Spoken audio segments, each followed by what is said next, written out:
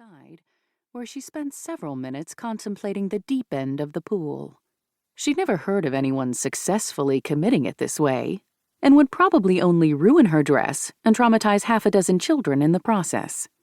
Gogo turned away from the pool and collapsed onto a chaise.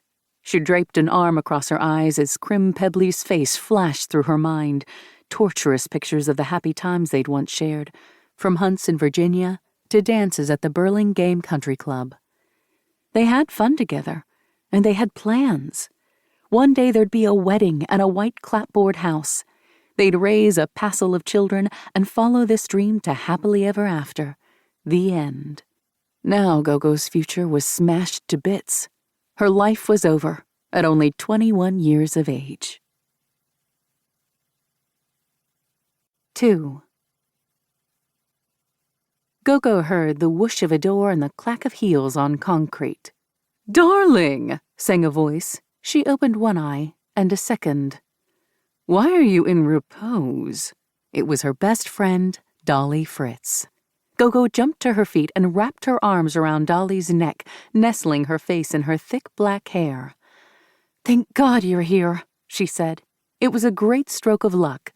Dolly acted like an older sister, protective, forever coming to Gogo's aid, but was not always available.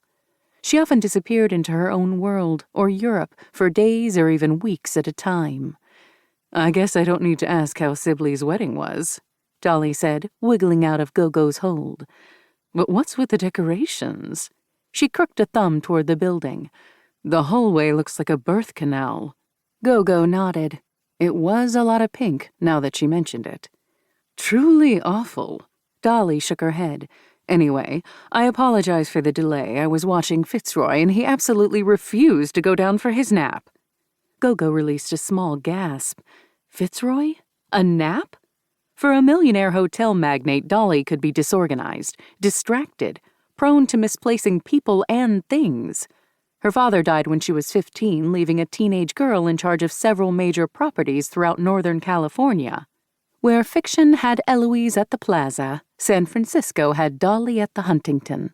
Except in this case, the child was running the show. That was more than 10 years ago, but sometimes Dolly still acted like the baby heiress she'd once been. "You're babysitting?" Gogo asked, just to check. "You're watching a live human child?" "An ocelot," Dolly said, "which is a type of jaguar, I think." The Fuller Callaways had gone to Miami to see about a yacht and asked Dolly to watch him for the day.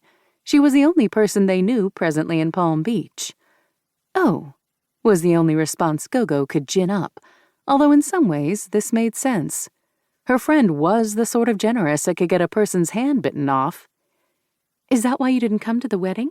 The ocelot?" Dolly shook her head and plunked down on the end of a chaise. "I called in sick at the last minute," she said. "Sick of attending the same event 12 weekends in a row. But I left that part out. Now I wish I'd gone. I can't believe Crim dumped you at a wedding. That is too low, even for him." Gogo wrinkled her nose.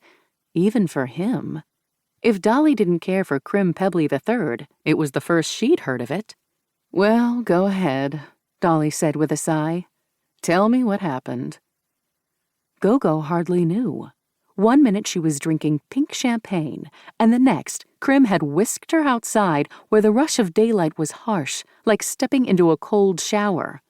Gogo squeezed her eyes shut as Crim began to speak.